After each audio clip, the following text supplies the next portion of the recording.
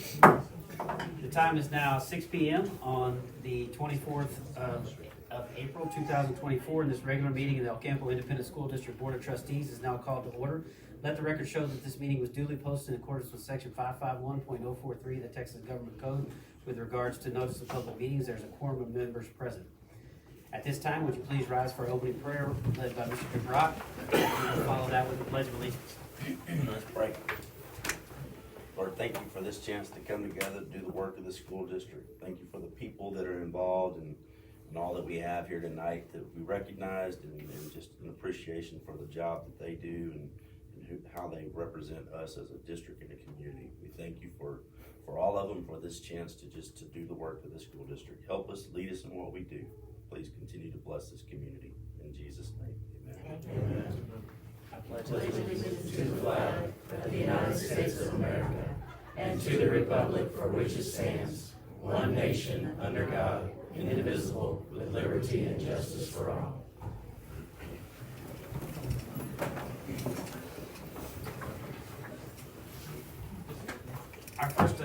Our first agenda item, actually item number 2, is public comment. At regular meetings, the board allots 15 minutes to hear persons who desire to make public comments to the board that are for items that are not on the agenda on the night of the regular meeting. Has anyone signed up for public comment? Public testimony. The board allots time at every meeting for persons to make public testimony. Public testimony can be made provided the written notice of request is met. Has anybody requested that? No, sir. So we will move on to our favorite part of the meeting, which is recognition. Well, board members, I have to tell you that I felt extremely honored to be able to represent all of you, and I received a nice program. And as you open it up and you go past the very first page, we are on the front page of, actually the second page of this program. And prior to recognizing our Ricebird football program, I would, and please pass that around, I would like to start the video. So Paul, if you don't mind shutting off those lights over there, we got a short video that we're going to show. This is going to be something special now. My honor to introduce the inaugural Grant Taff Beyond the Game Team Award that recognizes servant leadership and community service initiatives by Texas high school sports teams. In November of last year, 2023, the Taff family created the nonprofit Grant Taff Foundation and an endowment supported by the family and many friends to extend Coach Taff's legacy of influence through the team award and support of the Texas Sports Hall of Fame. So this year, 29 high schools submitted narratives and photos of the community outreach performed by their teams. Projects and outcomes were scored by a committee that included Taff family members, a representative from the Texas Sports Hall of Fame, and the Texas High School Coaches Association. Let me just say, they were all outstanding. We so appreciate each of these teams for the impact they're making in the communities. So please turn your attention now to the screens as we honor the recipient of the first ever 2024 Grant Taff Beyond the Game Team Award. Growing up in Snyder, Texas, Grant Taff was inspired by his high school coaches to follow in their footsteps. Taff understood that a coach's influence should extend well beyond the game of football. His gift was to motivate and inspire young people to reach their full potential not only on the football field, but in life. After a legendary coaching career, Taff was inducted into the Texas Sports Hall of Fame in 1995 and is a member of the College Football Hall of Fame class of 2001. With his wife Donnell by his side, the Taffs have spent almost 7 decades positively impacting countless players, coaches, and their community. The Grant Taff Beyond the Game Team Award reflects their belief that making a difference in the lives of others builds character and promotes selfless service. The 2024 Grant Taft Beyond the Game Team Award is proudly presented to the El Campo High School football team. Led by head coach Travis Reeve, El Campo football is a program that values character development and community service. The staff instills the intangible traits of a winner into their squad. They believe that doing things in an uncommon way leads to uncommon success on and off the field. To serve their community, El Campo divided their football players into 13 groups. Once a week for 13 weeks, each player group participated in all 13 service projects. The team spent time with Alzheimer care residents and served ice cream at a community-wide event to raise funds for a women's charity. They positively impacted their school by mentoring elementary students, assisting with the life skills program, helping teachers with classroom setup, and even washing their cars. The Fighting Ricebirds believe that life is about giving back. For me, the character development program is special because it allows individuals to come together that wouldn't otherwise come together. Both the kids with disabilities and the football players also benefit from it. El Campo football uses their platform to make a real difference in the lives of others. Congratulations to the El Campo football team on being the first recipient of the Grant Taft Beyond the Game Team Award. I'm very proud of you, Coach Reeve. You've led these young men in a manner which makes us all proud. I've always taught that the 4 keys to success: gratitude, effort, self-discipline, and the capacity to love. Your program exhibits all of these attributes on the field and in service to your community. Take this award back to your high school, display it proudly, and keep making a difference beyond the game. Congratulations to El Campo High School. What a great example of the great work being done by high school teams within their communities. Let's say hello to the representatives of the team with Coach Taft right now out here. Grant, great to see you out here. And congratulations to the El Campo football team. This team will receive the $5,000 award from the Grant Taft Foundation and year-round recognition on the new Grant Taft Beyond the Game video display in the Texas Sports Hall of Fame. Our thanks go out to Joe Martin with the Texas High School Coaches Association and the Texas Sports Hall of Fame for making this happen. One more round of applause, please, for Coach Taft and the outstanding folks at El Campo High School.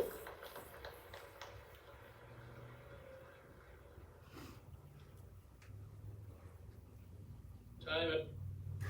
I'm going to run that up while I'm talking.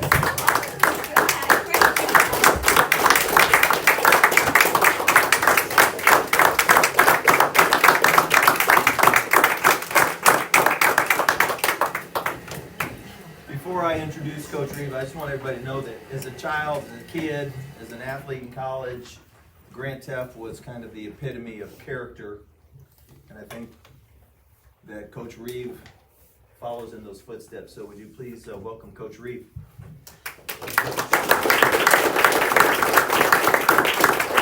Thank y'all very much. We appreciate y'all having us tonight to recognize our guys and our program. This is the award that was given to us, and we're going to find a place where a lot of people can see it to hang it up. We haven't actually talked about it yet, but may do it right here in our administration office. But this is that award here. We've got several. I mean, we could have brought our entire football team tonight and everybody else, but we certainly wouldn't have room. I do want to say a couple of things, and then I'm gonna. I'll tell you what. Let's do this. Let's have these guys stand up real quick. So I will go through and I'll introduce everybody. So Andy Russell, Luke Rod, Riley Reha, Stephen Norman, Cam Phillips, Braden Korenick, Chris Rodriguez, Jackson Bystrick, Brian Cisneros, I should have done the back row first, James Dortick, Ben Clifton, Clayton Staling, Austin Babcock, Dallas Hansel-Dua, Ridge Spinrath, Colt Reeve, Aiden Garcia, Holt Yackel. Am I missing anybody else back there? And Spencer Wisher. So these guys are here to represent our team. Our coaches, Coach Gary Figueroa, trainer Doc Easter, Coach Clint Coles, Coach Chris Kersey in the back, Coach Ryan Martin, Coach PJ Quinters is out here, Coach Cavazos, Coach Bystrick is out here. So a lot of people here that make this possible. I want to say a couple things real quick. Number one, we would not be able to do this if our campus and district administration wouldn't allow us to do it within the structure that we have within the day and what we do. We wouldn't be able to do it without you as a school board. The things that we are able to do here in El Campo is unique, and it's because it's been set up to give us an opportunity to do unique and uncommon things like this. So I want to say thank you very much to our district administration, to our school board, to our campus administration, Mr. Paul Fleener, our campus principal, all of our counselors. There's a lot of things that go into this that make it possible to do. I also want to say this, this was they highlighted the football team, but it's not just our football team that has been a part of the community service effort. We've had, kids in our baseball program, kids in our basketball program as well. When I first explained that to the Grant Taft Foundation folks, they're like, well, Grant Taft is a football coach. And I said, okay, I understand, I get it. But the $5,000, the grant is, they made the check out to El Campo Ricebird Athletics, and we're going to use that money over the broad athletic department to do things that will improve and enhance the things that we do with our kids. So thank you guys very much. This is a tremendous honor. One other thing I do want to say, because this award would not be in here right now, and we wouldn't have probably done it. My wife Destiny told me about this. I didn't even know about this originally. She saw it online. She told me to encourage me to sign it up. And then I was in here just a while ago, and I was like, oh, shoot, I forgot the thing in my car. So she ran out there as fast as a Reeve has ever run in there. And she got that. But anyway, so she deserves some credit too. But thank y'all very much. And thank you guys. This is all about our kids and they're giving back. And hopefully we can make an impact in our community. One last thing I will say as well is that this is something we're looking to expand upon as we move forward, to include more and more of our kids in our programs and things of that nature. And so, hopefully this is just the start of something that we can continue to give back to our community. So thank y'all very much, and congratulations, guys and coaches and everybody. Thank you so much for all that you do to give back to our community. So thank y'all.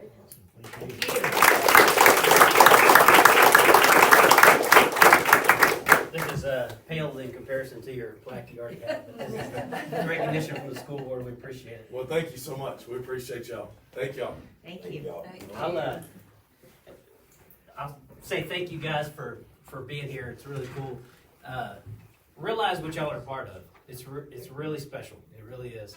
The other thing is it's so cool. Last night I'm watching ESPN Plus and watching a former Ricebird pitch for Sam Houston against Baylor. And the reason this guy brought Brock Rod comes in to pitch and say, hey, he's freshman from El Campo, Texas, home of the Ricebirds, and the guy goes, and the color guy says they're the recipients of the first ever Grant Taft Award, and it certainly is very, very cool to sit there and watch ESPN and say, hold up, they're talking about the Ricebirds for a reason that is absolutely so cool. I'm at a loss for words of how proud I am of what y'all are doing. Coaches, kids, it's all the people involved. It's the 6 a.m.s in the morning. It's the work you're putting in. It's the character that y'all are doing it with. So proud. You can't imagine the conversations within the board that we've had about this award, about how proud of this we are.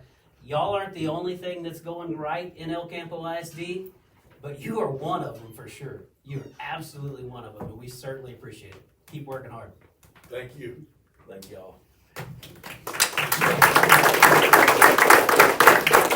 Guys, you may sit down, but you got to stay for this next award too, because this is also an extreme honor that I think that we're going to allow Coach Reed to expand on this next award, which is the Texas High School Athletic Trainer of the Year award. Yes, so the Texas High School Coach Association, for a few years now, has been awarding, really several years now, has been naming somebody as the Athletic Trainer of the Year for the entire state of Texas. The way that it works is the first thing is you got to be nominated and then voted upon by your region. We are in Region 5, which is the greater Houston area.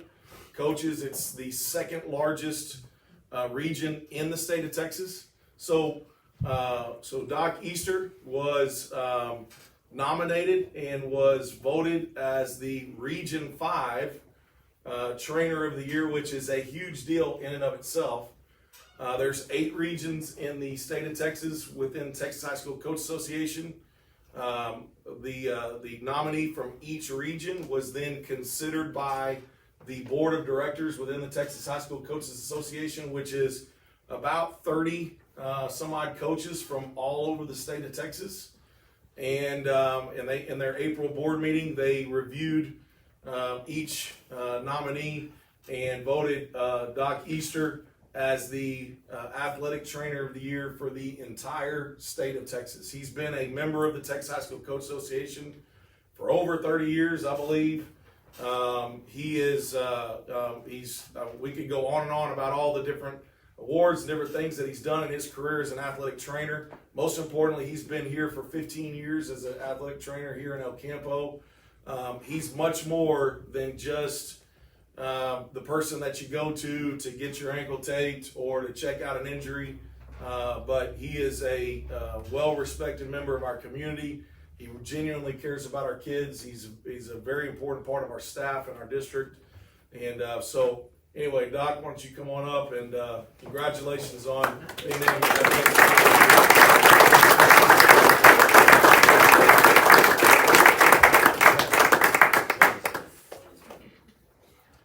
Congratulations, Doc. Oh, y'all can come over here. Go ahead. You got to come over here in the middle. Oh, Coach Reed, come on. she's pretty good. Yeah. Oh, your camera. Smile.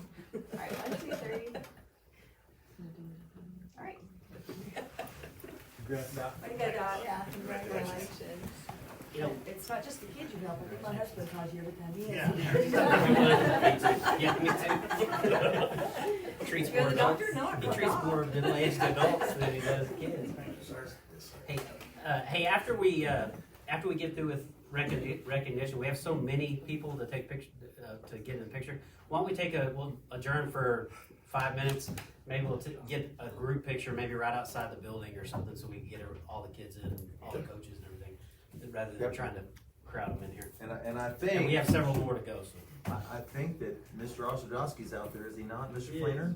I think he's up We got next. a whole lot of people out here. Yeah. Yeah, I know, but we split the athletics up, so Mr. Osadowski could come in and provide us information about all the exceptional things that are going on in our STARS program.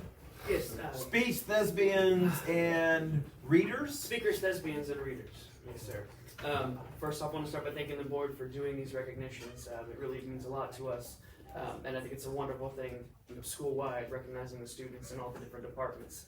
I'm here on behalf of my students. Unfortunately, they couldn't be here. They're very busy humans. I got 2 of them are at confirmation practice, 1 of them is at work, and 1 is working on her admissions to Baylor. So they're very busy. But I wanted to come and talk about what they got recognized for at state. In January, we went to Congressional Debate State Meet, which is, as it sounds, our students portray the role of senators and representatives. That was a team of Juliana Vasquez, Christopher Luera, and Katie Stormyak. They had the opportunity to write and submit legislative bills and resolutions that they then went into chambers with people from around our area and debated. They were giving speeches for and against these different bills or resolutions, and they would vote to pass or fail them. So very much like our U.S. senators or our Texas senators, and the finals were actually held in the state capitol. So that was a good experience for them. They unfortunately didn't make it all the way to the finals round, but they are somewhere in the top 45 debaters in the state of Texas in 4A. So that was pretty spectacular for them. And then in February, we went to CX State meet, that's cross-examination debate. The team of Brooke Bocek and Caden Storniak, they were debating on a resolution. This year it was the United States federal government should substantially increase its fiscal redistribution through universal basic income, social security, and or federal jobs guarantee. So they came up with a AF case and an egg case and debated not only in our district, but they placed third, I believe, and then went to state where we made it to quarterfinals. So we had a good year, and we're not done yet. I've got technical theater kids going to state meet in May, and we're going to region this weekend for our extempors and current events. So we're not done yet. Hopefully we'll be back. Awesome. Great job. Congratulations. Great job.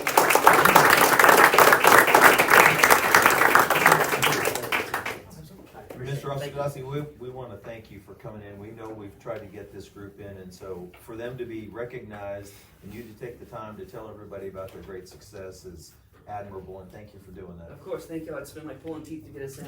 We're very busy. But thank y'all for sticking with us. I appreciate it. Okay, I think next is back to Coach Reeve. All right, sounds good. All of our powerlifters want to start coming in here, and Coach Quinters.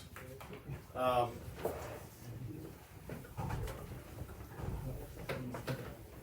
tell you what, why don't I stand in the back? I can talk loud anyway. Y'all go ahead and come on in. So we have so I'm going to hand this over to Coach Quinters here in a second. Y'all keep on coming. So parents, y'all come on. Come on in the middle. Come in. We'd love to meet you. And come this way and face it that the camera can get you, because we got the camera going. Y'all will be on the Ricebird channel tomorrow.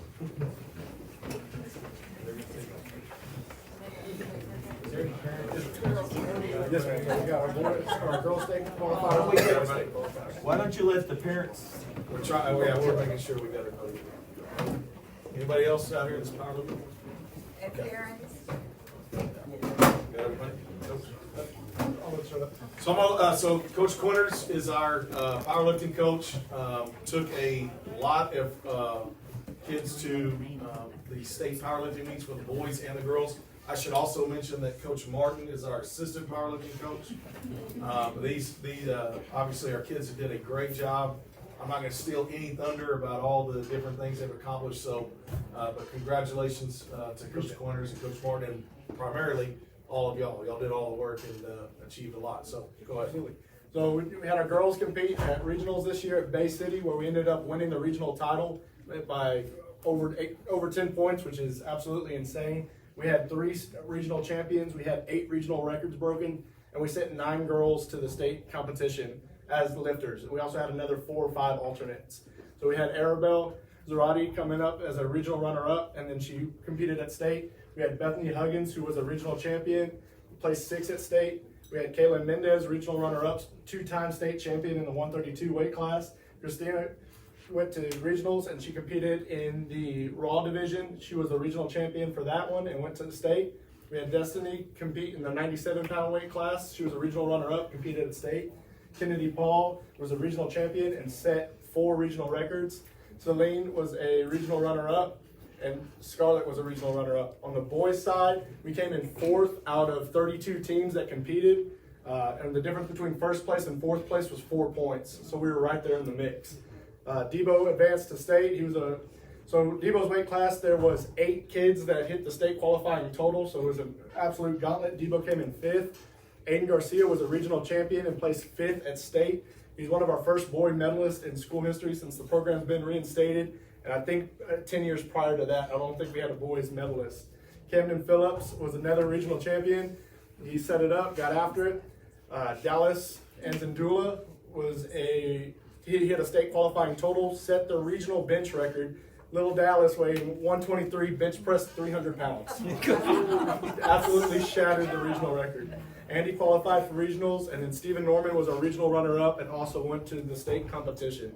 Our kids absolutely tore it up this season. We had multiple first place finishes with our boys and girls team. We had a girls regional championship. They performed extremely well at state. Again, Kayla Mendez with the back-to-back state championship performance was just unheard of. She absolutely dominated it. And our boys side with the 4th place regional finish, and then our first state medalist. Couldn't be more excited on how they produced this season. Congratulations.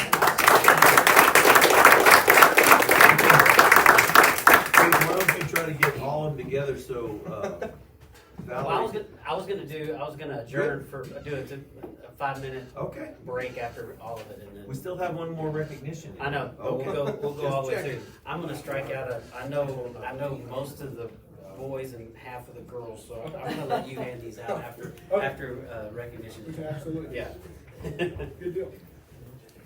Great job. Thank you, everybody. guys. No, good job. Thank you.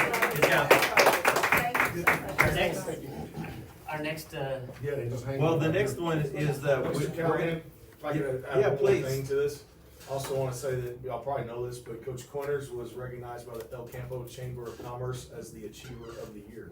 So congratulations on him for that.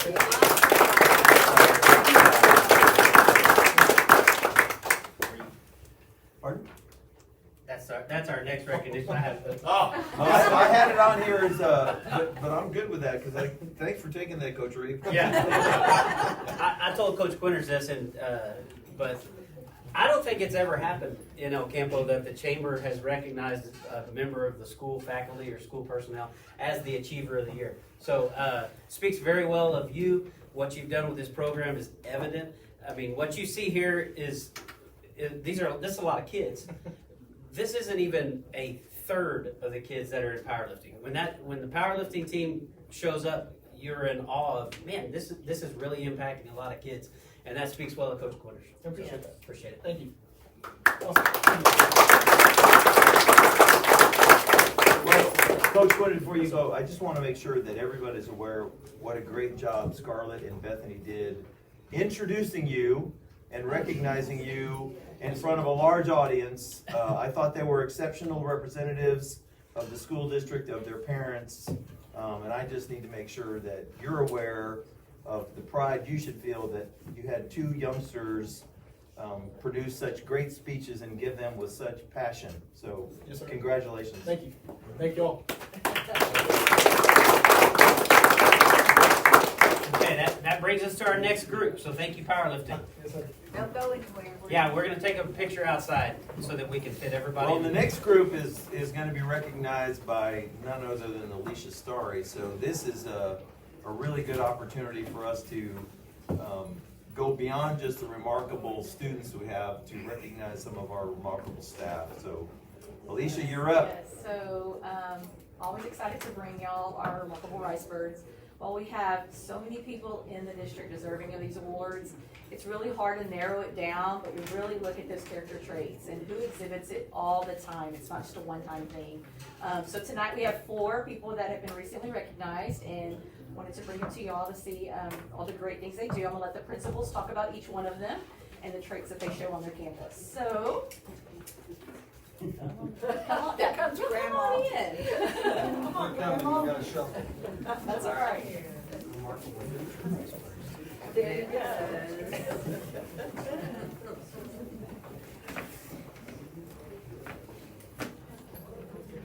Y'all feel like a cute church.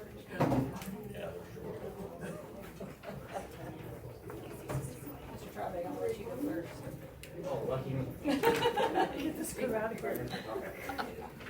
All right, I'm Derek Trabig. I'm representing Alcantara Middle School, and we are recognizing Miss Tammy DeBrock as our remarkable Ricebird. Miss DeBrock, as you can see, is very loved with her entire family here, so no pressure.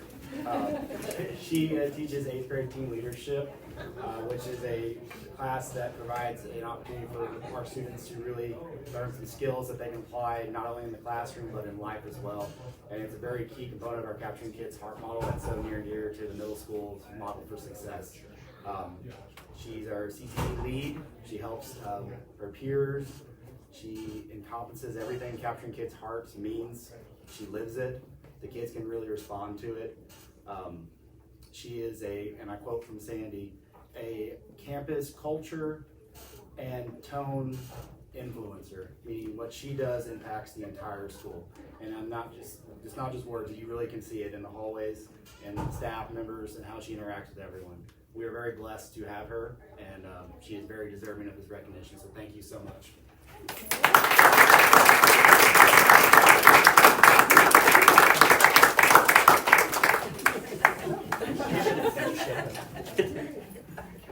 I love it.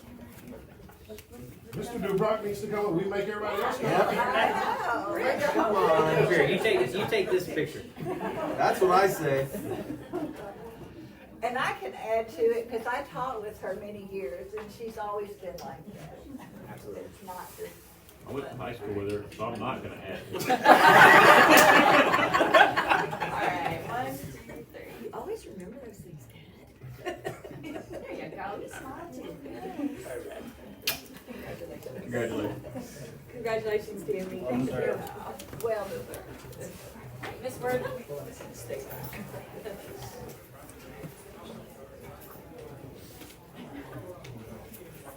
All right, well, we get the honor of recognizing Ms. Jessica Ocañas for our remarkable Ricebird this month, and there are not enough words to describe what Jessica brings to our campus, and so any person who comes through our doors has an understanding of how much she cares about everybody, from students to staff to our parents. She goes above and beyond constantly, and she is extremely dedicated to making sure that Northside is the best campus at El Campo ISD. So thank you so much, and there's just not enough.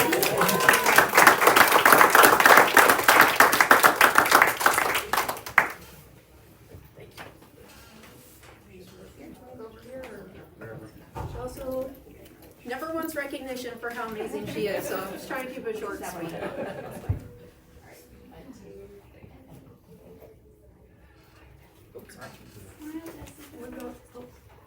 Sorry.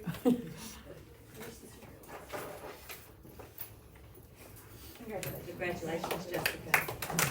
Before Mr. Slinger comes, I just gotta tell you, we go and present to all of these people, and Jessica, of course, is waiting at the door as we all come in. So we sneak in through Samantha's office so that Jessica doesn't know anything.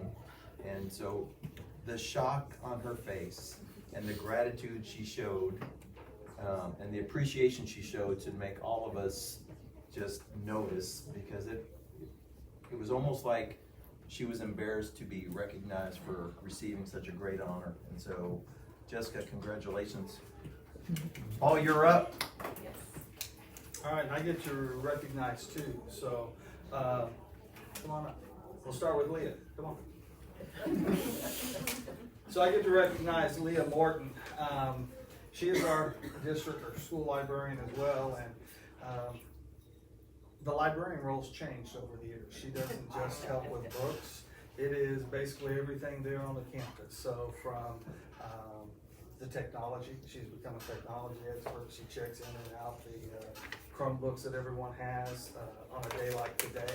She ensured that every student had a Chromebook charged, ready to go for testing, and so that's an important thing. But probably more so, when I first got there, she introduced herself to me and she said she was in charge of the Sunshine Committee.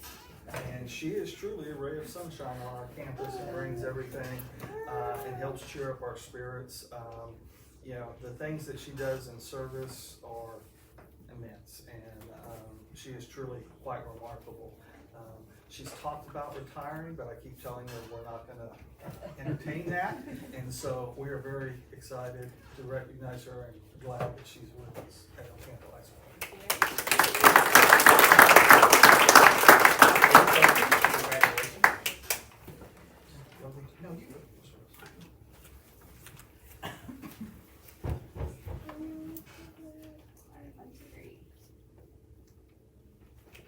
Congratulations.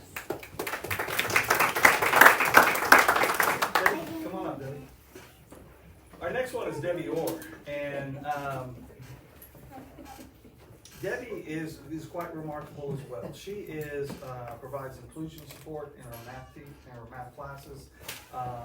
Even today, looking at testing, there's Debbie. She's down there on the first floor of A building. She's ensuring everyone gets where they need to be. Her level of organization, her commitment, just her compassion for our kids to help them is just truly remarkable.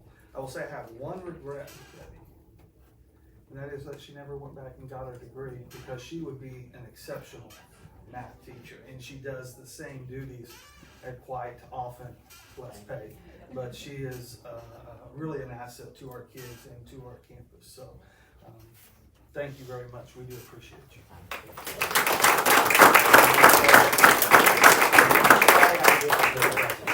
We are lucky. Come on, take your picture.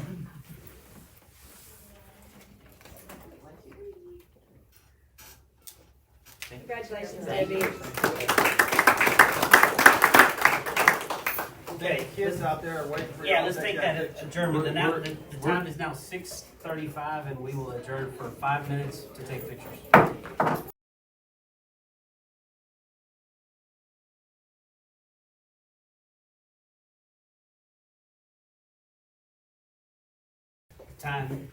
The time is now 6:40, and we will reconvene in open meeting. That brings us to our consent agenda. Item number 4 is our consent agenda. According to local policy BE, a consent agenda is provided that includes items of a routine and reoccurring nature grouped together under one action item. Board members are furnished with background material. Unless a board member requests that an item be withdrawn for individual consideration, these items are acted on with one vote without separate discussion. Does anybody want to pull something out of the consent agenda? There being nothing, I'll entertain a motion to approve the consent agenda. I so move. Second. I have a motion by Mr. Dubrock and a second by Mr. Dortick. All in favor, raise your right hand. Opposed, same sign. Motion carries unanimously. And that will carry us all the way down to item number 5B, presentation of progress in the 2024-2025 budgetary process. Mr. Wells. Okay, I'll give you a copy of something that you saw last month as well. It's just a preliminary copy of our budget. I'll be taking these back up for you guys. Thank you, sir. Thanks.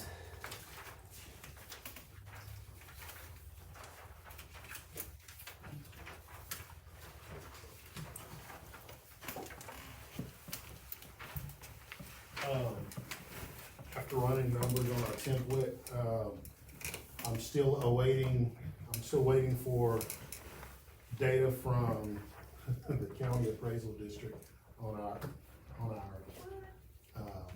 well, they have until April 30th to get us, preliminary data for next year, for us to be able to just put it in so we can actually see what our calculations will actually be. Those numbers won't be finalized, but they will give us a pretty good idea. But we've also actually projected a 2% increase in what our expectations are going to be for our appraisal district. We also share that information with our bond counsel and Lewis Wilkes for the purpose of them to look at the cash defeasance process. If we choose to do the cash defeasance like we did with our INS this past year to pay off debt, to pay off the bond debt. But we're looking at basically an M&O rate of 0.7575. That could be adjusted a little bit. And the reason it will be adjusted will be based on whatever that value is, because you get funded at a certain value. So whatever our estimates are, then we'll get funded from the state. That will allow us to calculate what our compressed rate is. So when we start talking about compression, so the state has basically said every year they're going to push the tax rate down. That's what the compression actually does. So we get to actually claim pennies above the compression rate because of what we actually did with our TRE, I guess it was 2018. So we get to still collect those pennies above the 61-cent compressed rate. So that compressed rate would actually be, our total rate would be 0.7575, and depending on what we actually decide to do with our tax rate later on, that will give you the amount of taxing capacity on what you want to decide to do with INS. So if we decide we want to keep our tax rate the same, then everything else, the most that we can tax is on our M&O will be 0.7575, or 0.7552 or something in that neighborhood. It's just going to depend on what that estimated value we get from our CAD actually looks like. In your actual financial report that you actually get from us every month, you will also see, what did I do with that? I think this is actually in your board packet that you get every month on the monthly financial report. Just up until this point, if we look at our expenditures, we've actually spent a little bit more than we actually spent at this time last year. So it's going to be important for us to start paying attention to these financial reports, because the later we get in the school year, when we're in this type of situation that we are financially, with the money that we've lost from the CAD, the money that we are expecting to recoup from the CTE, it's going to show us like in a negative cash position. But those see where we're actually, how much we've actually spent to date, how much we're actually over, or how much we're actually under. And so that monthly financial report is going to be something for us to really pay attention to for the next few months, okay? Because that's also going to be what will impact us on our fund balance when we get ready to commit to fund balance at the end of the school year. And the reason we have to pay attention to it is because we do know that we're not going to be receiving as much money as we projected. So when you're not going to be receiving as much money as projected, what happens is it basically takes it from our fund balance for us to operate, okay? And so that's why I'm saying this right here will be something for us to continue to pay attention. Go ahead. What are we thinking we're gonna need there to take from the fund balance? We really won't know. It just depends on so we'll have, there'll be salaries that, with people leaving early, some of that money that we'll be recouping.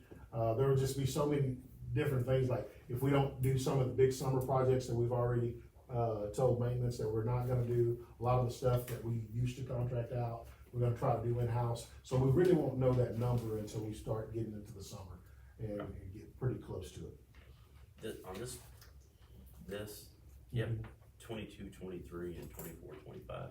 Is that? So, it should have been, so, it should have been 23, 24. Yes. Okay. Yes.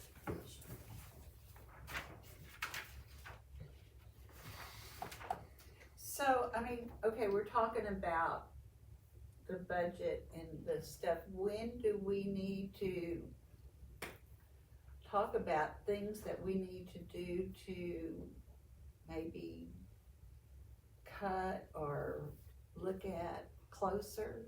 So those conversations have already started. Those conversations started with our staffing planning. We've had administrative meetings and leadership meetings concerning the staffing that we're going to have in next year's staffing. Mr. Callahan's already met with all of the principals. We've already started to look at positions that we could, probably, we felt like we could do through attrition. We didn't feel like we were at the point to where we had to go to anybody and actually cut a position, but we just felt like through attrition, we would be able to get some of those cuts now. And those are all things that we've discussed at length and you're familiar with. We'll have opportunity to revisit those. Yeah. I think that from what Mr. Collins has shared with the board through various communication is that we are tracking toward the goals that they've identified and say, hey, this is the numbers of positions that we would like to reduce to without doing anything other than attrition, and I think they've been successful so far. Is that accurate? And I would say, because I think this is an important thing, you'll probably not remember, but I do remember that back at the beginning of March, somewhere around the first Sunday of March, I sent to all of you following my board update the 14-point proposal that I sent to all the principals. That came from a principal meeting that happened the Thursday before, where Demetric and I and Alicia identified, and Amanda too, the things that we felt needed to be conveyed to the campuses, and we provided them the opportunity to utilize any of the four of us to relay that information to their campuses, and the principals felt, and I supported that they would go back to their campuses and explain that 14-point plan about what was happening financially within the district. Nothing that the board was doing improperly or incorrectly. This was a combination of the county appraisal district and some discrepancies that occurred in our student software that we're working with TDA on. And so we shared that 14-point plan, and then those principals went back to their campuses and shared that. So if the board wants us to do anything other than that, or if the principals didn't feel that they received enough information, or the principals had difficulty explaining that to their staff, we'd be open to providing that information again. But all of you should have seen that 14-point plan. And I think go ahead. I'm sorry, I didn't mean to talk for you. I talked to Bob today, and I reread it and stuff, and it does explain and stuff, but my feelings on it, and this is just me, I would have liked to see more personable, not just the principal, but where this is what we're doing as a board, as that this is things we're looking at that we have to discuss because things are a little bit tougher now. And explain it more this is pretty much in depth, but being an ex-teacher, I'll look at it later. But someone maybe needs to tell them, this them doesn't. being the teachers or the staff? Yes, okay. the teachers, because we've done a lot to bring up their morale, giving them raises and stuff, and now we're looking at not giving them raises, and you're hearing grumblings about, well, it's because of this and because of that, and they're not looking at this 14 points, that a lot of it's because of government they're not giving us, and our enrollment has dropped. So we're not getting as much, and that sort of thing. And I just think to be transparent, like we say that we want to be, and to keep our morale in a better state, to have like Dimitri, Bob, let's do something personable. And that's just my opinion. And it has to be decided. Are you talking about like a presentation on each campus or something that just kind of? Just something short, and it could be this only So a they little hear bit it, simpler, so they hear so they it can rather than hear they're it. given that and they don't read it. I see what Kathy's saying, because I agree, the teachers aren't reading that. Right, and so before Demetri, folks, this wasn't sent out to the staff. Yeah. This was only sent out to the principals. Right. So Okay. I think prior to Demetri even saying, I think it would be an opportunity for you to ask the principals how they felt their meetings went with their staff. Well, let me, as a board member, I've been on for a while. The financing is a little more complicated this year than it's ever been. Okay, there's more variables, and at this point in any school year, in any budget year, we don't have a budget. okay? So let's be fair to everybody who's working on this thing, and I'm not, okay? I'm not in here working on a budget every day. This is these guys. In any school year, we don't have a budget at this point, okay? With all the complexities that's going on, and you mentioned a couple of them, it's difficult to sit in these chairs and understand exactly what's happening. And we've spent a lot of time on it. And I think all of us here have a pretty good handle on, you know, where we are and where we want to go. I do think that our staff deserves to understand that that the front office is working on it. I think it would be unfair for any person, staff or community or wherever they come from, to pin anybody down and say, tell me what you're gonna do on April 24th, because we don't even have all the numbers. And that would be one of the things you say. We don't have any answers right now. What we want to convey to y'all is that we're working on it. These are some of the obstacles that are in our way, and this is things that we're looking at. The biggest message that needs to be conveyed to our teachers, our faculty, our staff, all of the stakeholders involved, even the community, everybody needs to understand the principles of the way we're funded. Okay, we're funded, you know, based on our average daily attendance. Our average daily attendance right now at this juncture is 29.90. And so we basically take that 29.90 and we multiply that by 7,000. And that's basically what the state is going to give us. And that's fine, and then you need to say about how our attendance has dropped, so therefore. Right, because once they look at those numbers and they do the math, and they do how much we're gonna get from the state, and then what has happened with compression. So basically what happened with compression is, the state says, we're gonna drive taxes down, and we're going to contribute more. Okay, so they drive the taxes down, they tell us that we can only tax at this rate. And then they say that we're gonna make sure that you get this much money up to, you know, up to $7,000 a kid for those 3,000 kids. Yeah. And so then if you look at our budget, the way we're actually set up, our budget historically has basically been based on us having 32 to 3,300 kids. And when we look at that, that's how we've been staffed.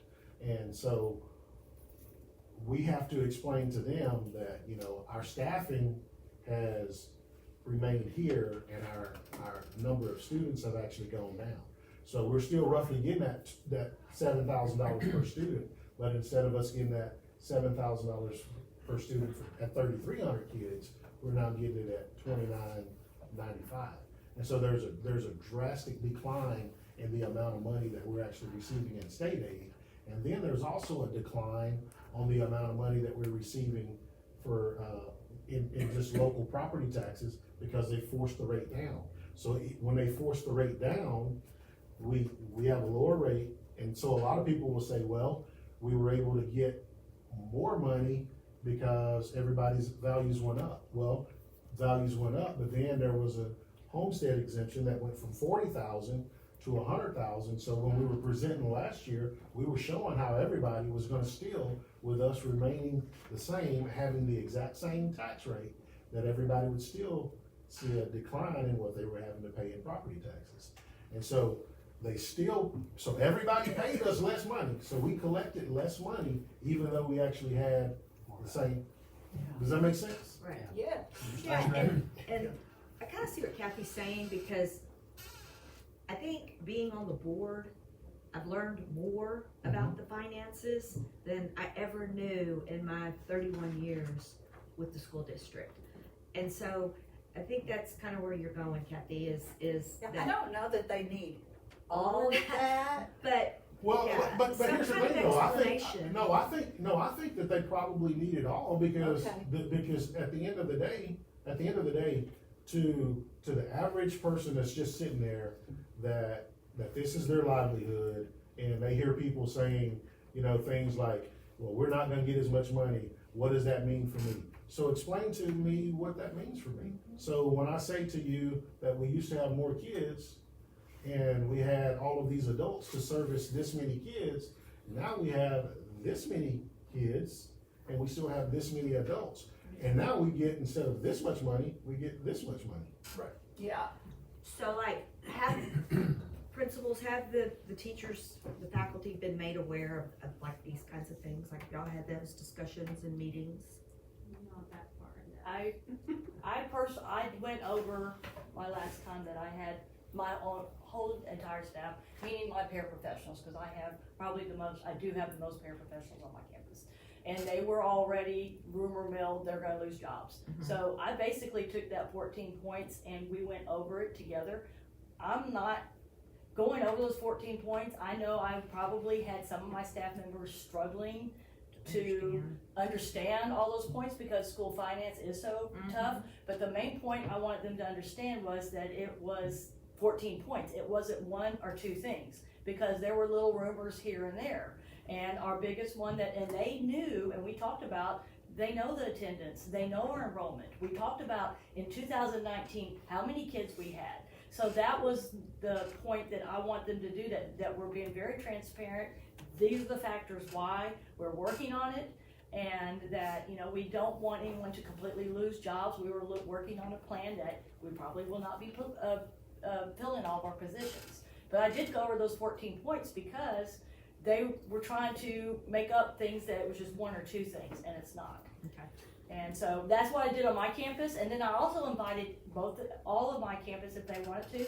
Both Alicia, Bob, and Demetra were willing to visit with them if they wanted to, and we had an open door policy. And I further offered them to go back and look at all the school board tapes and viewings that we've been discussing this since August. We are totally transparent, and I invited them to go back and look at the school board meetings and the discussions that we've been having. And I think that's an important point, is that there's nothing but transparency. I mean, whether or not they understood it, that's not what we've been trying to force, is that it's been discussed. It's on the internet. You can dial it up at any point if you can tolerate the board or the school board meeting, so you can watch it. Any other principals, any comments on? We've just tried to relate it on our campus where it fits, I guess, more so when it comes up. And so, for example, we're planning for summer school. We don't have ESSER funds anymore. We used to be able to pay summer school teachers and buy school supplies for kids with those funds. So it is really not that different than it was a few years ago. It's just that we went through a time when it was different and our enrollment looks different. And so there's a need for fewer staff. We're not needing to go and find somebody to get rid of. There are people who are retiring. There are people who are relocating out of the district. And so there's no need to panic, and that's been our message. It's just, we're all taking care of this. Everyone's going to be fine. Kids are going to have all the people they need. We're going to have all the people we need to do our jobs. And so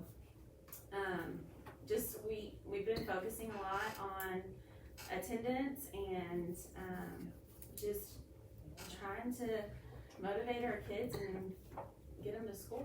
So that's so just not really overdoing it, I guess. That's a good point, though. This is not the end of the world. I mean, we'll right. figure it out. We'll get Right. Yeah, I mean, Just part of the Mr. Fleener or anything? I feel like when having discussions with the teachers and staff, it was kind of an aha moment for them when you kind of broke down where our enrollment is and kind of the trends there. So I think with Northside, just stressing how we're moving forward and that we are still in a good spot and we're still going to have the people that we need. We're just absorbing the positions that are not going to be with us anymore. So, but the main thing is when we have teachers come back around, just for clarification, it's like stressing that aspect of the attendance is it's an aha moment, so to speak, as far as like, oh wow, I've never really thought about that as far as that trend. Right. So it might be, if we came back around to it, I know they have shared that with us at one of the meetings. If we could use that to kind of show the teachers, that might be helpful. You're showing about almost 500,000 in investment earnings. It's gonna be, for the next. it's probably gonna be even more. So that's interest is helping. Yeah. Interest Right. is helping us. What does that, help me look at this on the payroll and benefits, so I'm, make sure I'm looking at this right.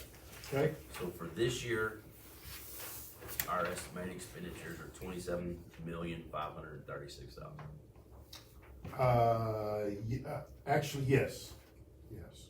And next year, we're expecting an increase of $1.185 million.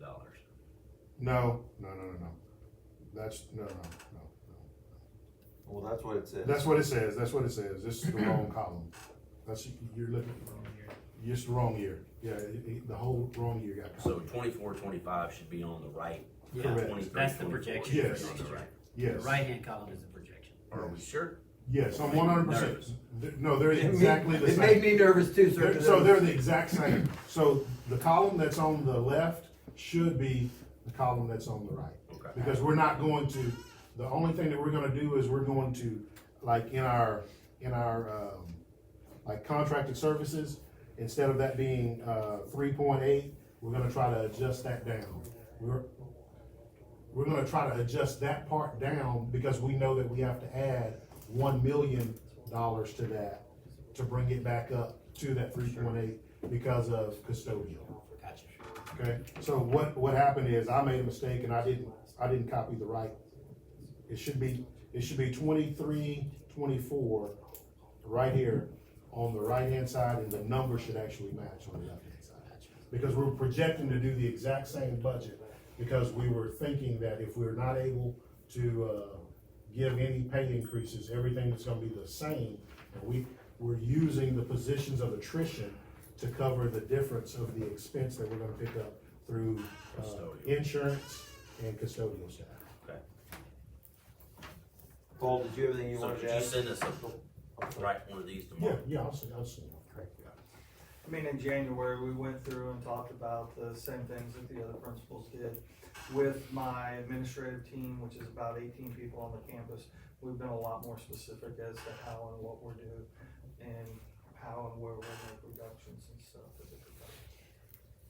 So I think one of the, Ms. Tupa said it first, is that what we've been real careful, and this board, we've talked about it, is don't have knee-jerk corrections to a problem that we haven't been able to pinpoint exactly what it is yet. And we know we're gonna need to find money here and there, and we're doing that. But as board members, what happens during this time, and everybody who's, y'all been on the board a long time, is you're gonna start to get phone calls from the community, from staff. You're gonna field phone calls. And those phone calls, because they haven't been informed or haven't taken the time to really study like you have, is they're gonna have opinions on what needs to be done, and they're gonna spend time explaining their case. And that's fine. That's what we're here for, to hear them out. But let's not have knee-jerk reactions to be in contact. I was contacted 3 or 4 times this week, okay? I heard the people out. I told them that we were working on it. I told them at times that I did not agree with them. I told them at other times I said, I think I agree with parts of what you're saying. But this is gonna take some time, and we're not gonna solve this by having one good idea. This is gonna be a lot of different ideas, and that's gonna be important on the board, is to be able to field those phone calls and not get wrapped up into panic mode, because that's not gonna help. One more thing, Ms. Russell, looking at the high school in particular, I mean, I think, and the same is true of the other campuses, But I think we're on a good path. If we look at what Coach Reed was talking about, our kids are learning to be better human beings, right? Our kids are performing at levels that are higher than they performed. Our referrals are down. And so we're still doing a good job. It may just be because we have less kids, there'll be less of us doing it. But there's not a lot of panic. We're gonna keep doing what we're doing, and I think that's the mindset that we have to have. And I think what I would ask of the 7 of you sitting up here, if you go back and look at that 14 point, the very last line that I sent to all the principals was the 4 of us, and when I speak of the 4 of us, let's talk about Amanda, Alicia, Demetri, and myself, are willing to come to your campuses to provide support to you. I have a lot of faith in our principals, and I feel that there's a lot of positiveness to that family that they develop at their campus for the mom and the dad, depending upon whether you're at Paul's campus or at the women's campus, for that mom and dad to take over conversations. We are more than willing to support them, but I haven't received any of them asking me to come over and interject yet.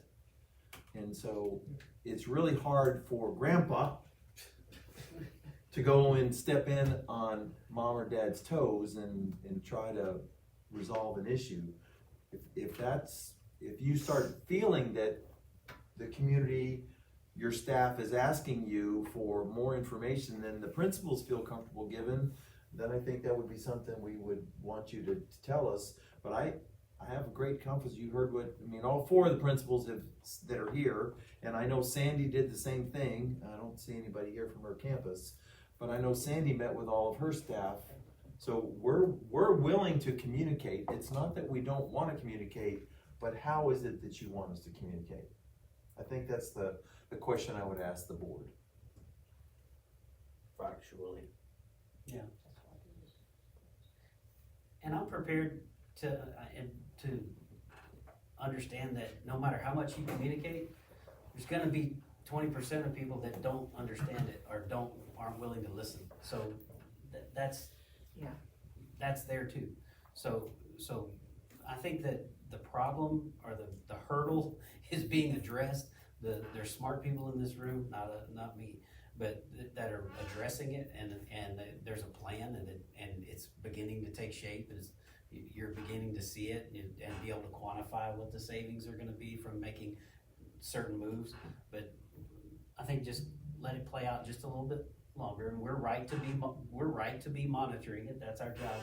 But I think if we let it play out a little bit more, we'll have more development and be able to see it. So, any other discussion? We'll move on to item 5C1, presentation of the March attendance data. Do you want to do that, Demetri, since you already got the floor? Alicia, do you want to do it? I'm good, yes. In your board packet, you should have a copy of the updated spreadsheet through the end of March for attendance. It tells you the attendance compared to same time last year, and then also the enrollment same time last year, but then you can also compare the difference from February to March. Comparing current year to current year, we're sitting about the same. Attendance didn't fluctuate very much, 0.1% about, and that's about it. But you can definitely see when you compare enrollment from last year to this year, you can see it right there where we're down a lot of kids. Especially at the high school and middle school. Mm-hmm. I can't zoom in because it'll go. But yes. I mean, because our other numbers aren't, from last year to this year at Maya and Hutchins and Northside. And our attendance doesn't seem to waver. I mean, the percentage that are attending is constant. So you can't drum up additional children. Right. So that's the attendance is what the attendance is, as long as we're getting the ones who are enrolled to school in a and it is for the most part manner. higher. If you compare it to just last year, this time it is a little bit higher attendance than last year for most of the campuses. So their efforts are paying off little by little, but every little bit counts. So yep. So this chart very useful in explaining, Yes, I like this. explaining what one of the issues is our enrollment in Midland. Any questions on this? We'll move on to item 6B1, discuss, consider joining the Almanza, Blackburn, Dickie, and Mitchell LLP negligence claim for third-party appraisal issues against Hugh, Landrum, and Associates, Inc. It's the demand letter that, so board members, you've heard about this. We finally got a letter from ABDM, which they go by. And so all we're doing is asking approval for me to sign that letter, and then we will begin going after Hugh Landrum. Which is, Hugh Landrum this is is the- all with CAT. Yeah, right? so this is Hugh Landrum is the firm that performed the appraisal for the CAD, which is now grossly incorrect. So we've discussed our intent to do this. Do we have any? Are they affiliated, are they still affiliated with the CAD? Hugh Landrum? No. No, Hugh Landrum has been fired.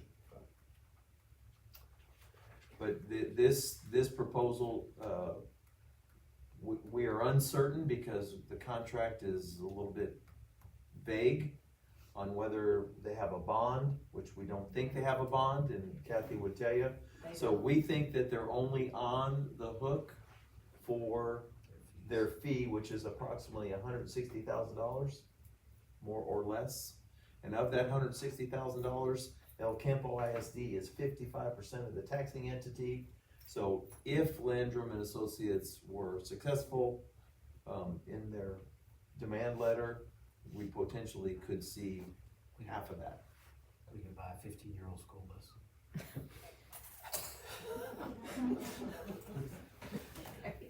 Okay. I make a motion to join the Almanza, Blackburn, Dickie, and Mitchell LLP negligence claim for third-party appraisal issues against Hugh Landrum and Associates, Inc. I have a motion by Mr. Irwin. Second by Mr. Dubrock. All in favor, raise your right hand. Opposed, same sign. Motion carries unanimously. That's, we'll go to item 2 under 6B, discuss and consider ECISD withdrawal from the TDEM Safe Room project initiated in June 2022. The background on this is that we've been waiting on the FEMA Dome project for many, many years. We've submitted, they've changed, they've delayed, they want more information, this and that. It's become kind of a pipe dream kind of thing, and it doesn't, we think it doesn't fit our long-term plan. Even if they said, here's your gift of X million dollars, we have to match to a certain point. I don't think any of us are chili red hot on doing that right now. So we've talked about withdrawing ourselves from the consideration for that dome. Anybody have any questions, comments, concerns? I'll seek a motion to do so. I make a motion to do so. Motion by Ms. Nahavitz, a second by Mr. Irwin. All in favor, raise your right hand. Opposed, same sign. Motion carries unanimously. Thank you, board. That takes us all the way down to closed session. Is That's that right? correct. Yes, sir. And do you have any, is there action after closed session? No, sir. There's if we have to review, we will do that in open session, and we'll review any policy. But most everything else is just informational. And so unless any of you out there have a huge desire to await the end of closed session and coming back and having no action, I will see most of you tomorrow. Mr. Wells, I will see you tonight, because you don't get to go. I already told you. So don't look surprised. But Miss Starry gets to go. Sorry, man. Your seat. Bye, everybody. Oh, yeah. The time is now. Coach Reed, thanks for coming. 7:19, and we'll meet in closed session under point 7 under Texas Government Code 551.074. The time is now 8:29, and we'll reconvene. So board members, being the hiring agent for the school district, I feel like we're on track to reach our reduction number. I do believe, although there are gonna be less teachers, we are trying to keep those impacts as far away from class instruction. I don't believe that the reductions are gonna cause any kind of difficulty in any of our core academic areas. So I'm feeling very confident that at some point, and I think it's starting now, that we're gonna make sure that everyone that is present, has a contract, will be placed in a job for next year. And we are going to have to potentially make transfers within the school district to make that happen. Anybody got questions? Sounds Okay. good. Board policy DC local, I just wanted to codify what you've already given me authority as of 2 years ago, just to clarify it a little bit.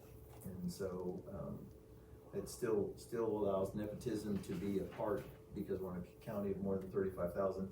That's the DBE legal section. So those are the two things I had to tell you about personnel. The only other thing I'll point out is we're in banquet season. There's so many banquets to go to. I know all of us think that and know that all of those banquets are important, everything, the work that goes into them. There's just a banquet every night. It's impossible to make them as a board member, but if you do want to go to any of them, they're all listed there on the agenda. And with that being said, make sure that you know that there's also a lot of curriculum and instruction banquets going on, the award ceremonies, that's under item D. And then I also wanted to make you aware that although you recognized the FCCLA last week, or at the last board meeting, we do have somebody that qualified and will be going to Seattle, Washington, so. That's awesome. I still think I should be going as a. Awesome. What? I should be going as a sponsor for that. And that's all I have, Maybe sir. raining. That's where Daniel lives. yeah, 2 years ago. 2 years ago. 2 years ago? Yeah. We had, yeah. We had to Yes. qualify for 2 years. Yeah. All right, so the time is now 8:32, and there being no further business to come before this meeting, I declare this meeting adjourned.